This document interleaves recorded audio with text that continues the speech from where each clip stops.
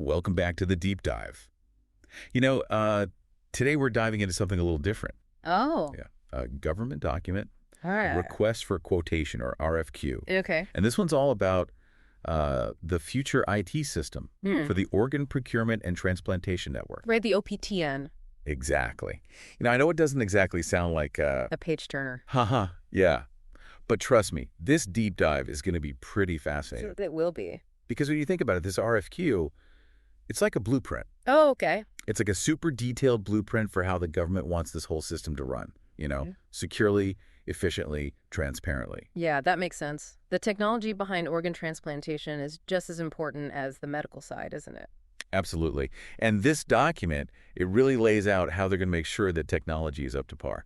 Yeah, and you can really see how much emphasis they're putting on things like quality, security, and being responsible with how they spend money. Right?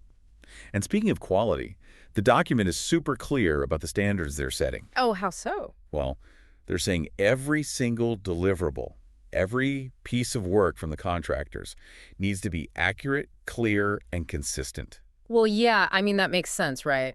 There's no room for error when lives are on the line. Exactly. It's not just about avoiding software glitches. It's about making sure the right organ gets to the right patient at the right time. Right. Any ambiguity could have huge consequences. And then there's this whole section on what they call allowable costs.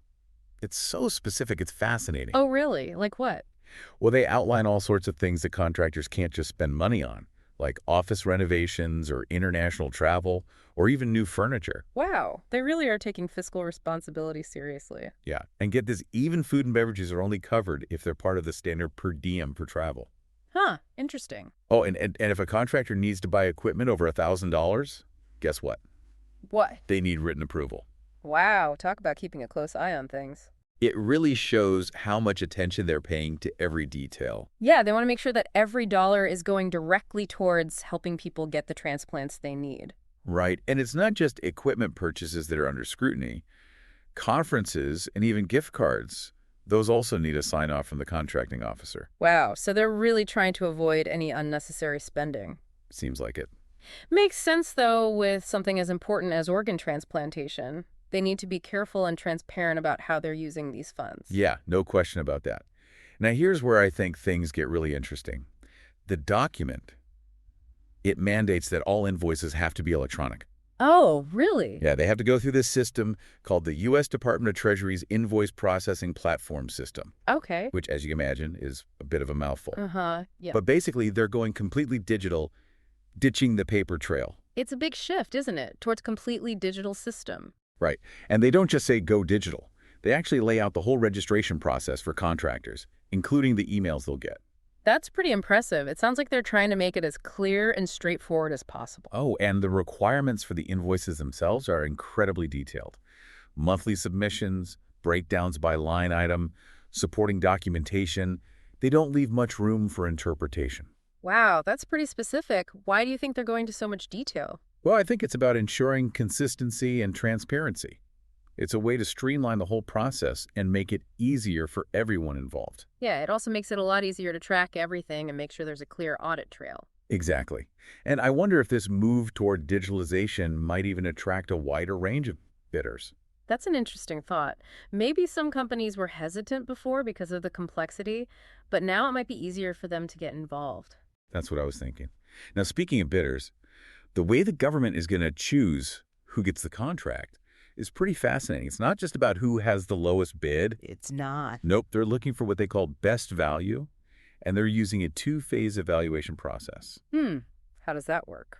So in phase one, they zero in on the bidder's capabilities and their existing GSA schedule contract. Right. And then the bidders actually get an assessment to help them decide if they should even bother with phase two. Oh, so they can bow out early if they realize they're not a good fit. Exactly. It saves everyone time and energy. And then phase two is where they really dive into the specifics. Right. They've got a technical challenge, plus they have goals for small business participation. So it's not just about who's the best tech whiz. They're looking at the bigger picture, considering social and economic factors. Absolutely. Okay, there's one more thing I wanted to point out in this section. It's called the Prohibition Against Personal Services. Okay, what's that about? Well, it basically says that the contractor can't perform personal services, And government personnel won't be directly supervising contractor employees. Why is that so important? It's all about maintaining a clear separation of duties. The government wants to make sure everyone is accountable and that they retain ultimate control over the OPTN. So it's about finding the right balance. They want to benefit from the expertise of contractors, but they also need to make sure the government is still in charge. Precisely. And speaking of making sure everything is above board, there's a whole section about conflicts of interest. Oh, yeah, that's crucial when you're dealing with something as sensitive as organ transplantation. Right. And they're not just concerned with actual conflicts, but even potential ones. So even if there's just a chance that a contractor's judgment could be influenced, they have to disclose it. Exactly. They can't just hope it won't be a problem. They have to be transparent and come up with a plan to address any potential conflicts. That makes sense. It's about maintaining public trust and ensuring that every decision is made with the best interests of patients in mind. And speaking of patients, there's a whole section on minimum wage requirements for the contractor's workers. Oh, okay. Yeah, they even reference a specific executive order and lay out very specific guidelines. So they're making sure that everyone involved in this project is treated fairly, even the workers employed by the contractors. Right, it's about setting a high ethical standard across the board. It's all connected, isn't it?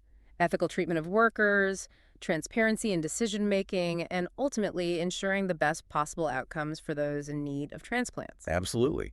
And speaking of ensuring things run smoothly, this RFQ dedicates a lot of space to cybersecurity. Well, yeah, that's no surprise. The OPTN handles extremely sensitive data. Exactly. It's not just a quick mention either. They really dive deep into the specifics of protecting that data. They have to be really careful. I mean, we're talking about patient records, organ matching details. That kind of information is incredibly valuable and needs to be protected. Right, and they even define terms like HHS sensitive information, incident, and information system. So everyone's on the same page. There's no confusion about what they mean when they talk about cybersecurity. And they don't stop there. They have detailed procedures for reporting any kind of security incident, and they give a specific time frame. 1 hour. 1 hour. Yep, just 60 minutes to alert the government if there's any known or suspected incident. Wow, that's serious. They're not messing around. Nope. It's like a race against time to contain any potential damage. They're taking a proactive approach too, right? Not just reacting to incidents, but trying to prevent them in the first place. Absolutely. They require contractors to do a thorough supply chain risk assessment, focusing on any potential risks associated with foreign ownership or influence. It's like they're looking at the entire ecosystem, trying to identify any potential vulnerabilities. Exactly. And they require contractors to be completely transparent about any ties they have to foreign entities. Makes sense. They want to make sure the entire network is secure and that there's no chance of outside interference. Right. So in the midst of all this talk about security and compliance, they actually give us a glimpse into the future of organ transplantation technology, which is pretty cool. Oh, really? Like what? Well, they outline some pretty ambitious initiatives. Things like improving data visualization and analytics, developing mobile apps for transplant candidates. Mobile apps. That's interesting. Yeah. Imagine if patients could track their status on the waiting list or get real-time updates all from their smartphones. That would be amazing. It would give them so much more control and peace of mind. Exactly. And they also talk about creating a special portal for researchers to access anonymized data. But that's smart. It would really speed up research efforts and could lead to new discoveries that benefit everyone. Right. And they get very specific about wanting to develop new technologies for managing the referral and evaluation process and for making transportation and logistics more transparent. It sounds like they're trying to use technology to optimize every stage of the process. They are. And they're not just throwing out ideas. They also lay out very specific requirements for case studies. They want to see how bidders have actually used user research and design principles in real-world projects. So it's not enough to just talk the talk, they have to walk the walk. Exactly. And the requirements are pretty detailed. The case study needs to include the problem they solved, their research process, the results they achieved, and even real artifacts from the project. It's like they're saying, show us what you've got, prove to us that you can actually apply these principles and make a difference. Exactly. So we've covered a lot of ground here. We've seen how much emphasis this RFQ puts on quality, security, transparency, and ethical conduct. It's really impressive, the level of detail and the thought they've put into this. Yeah, and it really gives us a glimpse into a future where technology plays an even bigger role in organ transplantation. It's exciting to think about all the possibilities, how technology can streamline processes, protect sensitive data, and ultimately improve outcomes for patients. It is. So what are your initial thoughts? What stands out to you so far? Well, I think it's incredible how much we can learn from these government documents. They're not just bureaucratic paperwork. They actually offer valuable insights into how our world is evolving. That's so true. It's like a window into the future of healthcare. Exactly. And it's clear that the government is committed to leveraging technology to make the OPTN as efficient and effective as possible. No question about it. But there's still so much more to explore. Oh, definitely. Next, I'd love to dive into those technical sub-factors that they'll be using to evaluate the different bidders. I think that's a great place to pick up. Stay tuned for part 2 of our deep dive into the future of the OPTN. So those technical sub-factors, those are what the government is using to figure out which companies are really up to the task of building this new IT system for the OPTN. Exactly. They've laid out 5 key sub-factors, and the first one is, well, it's pretty straightforward. It's called Awarded Special Item Number on GSA Schedule Contract. Okay, so it's like a basic requirement, making sure the companies have some experience with government contracts. Right. It's like a pre-qualification check. They need to have a relevant GSA schedule contract in place. So they've already met certain standards for No. quality and all that. Exactly. So the government doesn't have to start from scratch every time, verifying the companies are legit. Yeah, that makes sense. It Yeah. streamlines the whole process, right? Right. It saves everyone time and energy. But that's just the first step. Right. There's got to be more to it than just having the right paperwork. Oh, definitely. And that brings us to sub-factor 2, which is, it's called a research and design case study. Oh, interesting. So this is where they actually have to show what they can do. Exactly. It's not enough to just say, we're good at user research and design. They actually have to prove it. They have to provide evidence. The government wants to see real-world examples of how they've applied those principles. So they're looking for companies that can actually solve problems and create solutions that work for the people who will be using them. Right. And they're not messing around with the requirements. The case study has to be super detailed. It has to outline the problem they tackled, their research and design process, the results they got, and even examples of, service design blueprints and stuff like that. Wow, that's pretty intense. It is. But it shows how committed they are to user-centered design. They want to make sure that the system is intuitive and easy to use for everyone. Yeah, for the transplant coordinators, the patients, everyone. Everyone. It's a good reminder that technology should be designed with people in mind. Absolutely. It's not just about code and algorithms. It's about making things that work for real people in the real world. Exactly. Okay, so moving on to sub-factor 3, we have the Program and Technical Leadership video presentation. Oh, okay. So this is where they get to show off their team. Right. They have 25 minutes to make a good impression. So it's kind of like a mini pitch. Kind of. But it's not just about the technical solution. They also have to highlight their leadership skills and their experience managing big IT projects. Yeah, they need to convince the government that they can handle a project of this scale. Right. And the document actually gives some hints about what they're looking for. Things like experience with agile methodologies and their approach to risk management and stuff like that. So they're really digging deep into their processes and how they work. They are.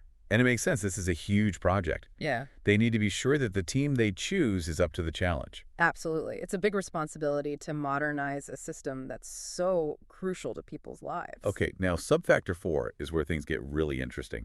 It's called the technical challenge. Oh, a challenge? Like what? So the government basically gives them a problem to solve. Okay. A problem that simulates a real-world scenario that they might encounter while working on the OPTN system. So it's like a test to see how they think and how they solve problems. It's like a test drive for their technical skills. And they have to come up with a solution that proves they can handle it. Exactly. But there's a twist. Whew. What's that? They don't actually reveal the details of the challenge until later in the process. Oh, wow. So they have to be prepared for anything. Right. It's like a surprise quiz, but with really high stakes. That's intense. I guess they want to see how the companies react under pressure. Exactly. Yeah. Can they think on their feet? Can they come up with creative solutions when they're put on the spot? That's what they're looking for. And that brings us to sub-factor 5, which is past performance. Past performance. This is where experience really matters. The government wants to see what they've actually accomplished on previous projects. Right, so it's not just about what they say they can do, it's about what they've actually done. Exactly. Have they met deadlines? Have they stayed within budget? Have they satisfied their clients? Those are the kinds of things they're looking at. So they're looking for a proven track record. Exactly. And they're not just looking for a list of past projects either.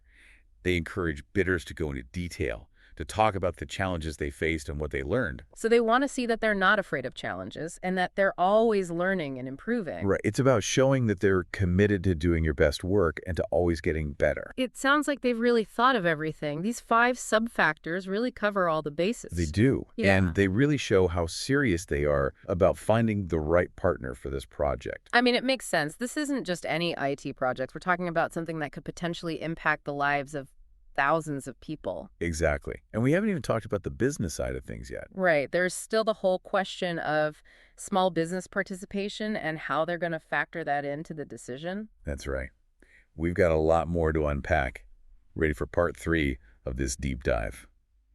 All right, so we're back and ready to tackle the last part of this RFQ. The business side of things. You got it. We've talked about quality standards and cybersecurity and all those technical details. Yeah. But now it's time to look at how they're evaluating the business side of these potential contractors. The nuts and bolts. Exactly.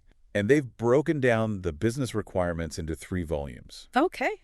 And we're going to start with volume 2, Right. which they call the business volume. All right. It's where bidders have to, show me the money. Right. The pricing details. Exactly. And the document is very specific about what they need to include. Like what? Well, they need a copy of their GSA schedule contract. Okay. They have to list their proposed hourly rates. Right. And they even have to provide a pricing scenario. A pricing scenario? What's that? So basically, they have to show how they would approach pricing for a specific project, breaking down the costs and everything. Oh, so it's not just a flat rate. Nope, they want to see the details. I guess that makes sense. It ensures transparency and allows for apples-to-apples comparisons between different bidders. Exactly. And get this, they're actually asking bidders to offer a price reduction. A price reduction. Right. From their GSA schedule pricing. Yep. They're pushing them to be competitive and offer the best value. That's interesting. It makes you wonder what kind of negotiations go on behind the scenes. I know, right? Yeah.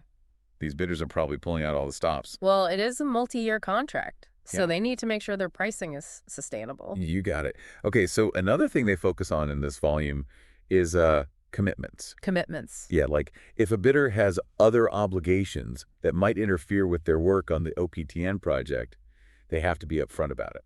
Oh, so no overpromising and under-delivering? Exactly. They need to make sure they have the time and resources to actually do the work. Makes sense. It's about setting realistic expectations. Right. They even require bidders to get letters of commitment from their key personnel. Letters of commitment. Wow, they're serious. Seriously serious. They want to know that the team is in place and ready to go. Talk about accountability. They're really trying to avoid any potential issues down the line. They are. Okay, so we've covered volume 2, which is for all bidders. Right. But then there's volume 3, which is specifically for businesses that aren't considered small businesses. Oh, okay. And this volume is all about their small business participation target goals. Oh, so this is where those social goals come in. Exactly. This is where they really push bidders to involve small businesses in the project. And it's not just a suggestion, right?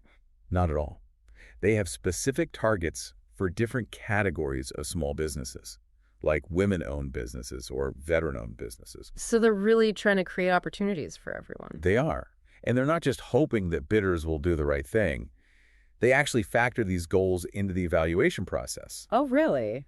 If a bidder doesn't meet their small business participation goals, they could get a lower score. Wow, so there are real consequences. It's right. It shows how important this is to them. It's really impressive. They're using their purchasing power to promote diversity and inclusion. Exactly. So we've explored this entire RFQ, and I think it's clear that the government is taking a very comprehensive approach to choosing the right partner. Yeah, they're looking at everything. Technical expertise, business skills, leadership, past performance, and even their commitment to social goals. It's a holistic approach. Yeah, and I think it reflects the complexity of the task at hand. They're not just building an IT system, they're building the future of the OPTN. That's a great way to put it. This RFQ, it's been a real journey, hasn't it? It has. We've learned so much about their priorities, their commitment to transparency, and their vision for the future. I think we've both learned a lot, even from this, seemingly dry government document. Yeah. It's a reminder that these documents, they can be really insightful. They offer a glimpse into how things work, how decisions are made. Absolutely. So as we wrap up this deep dive, I'm curious to hear your final thoughts. Well, I think it's amazing how much thought and effort goes into something like this. It really shows how seriously they're taking the task of modernizing the OPTN. Right, they're not just throwing money at the problem. Yeah. They're carefully considering every aspect. And I think that's ultimately a good thing for everyone involved, especially the patients who rely on this system. Absolutely. So for those of you listening, we hope you found this deep dive as fascinating as we did. We'd love to hear your thoughts. What stood out to you? What questions do you have? Let us know. And until next time, keep diving deep.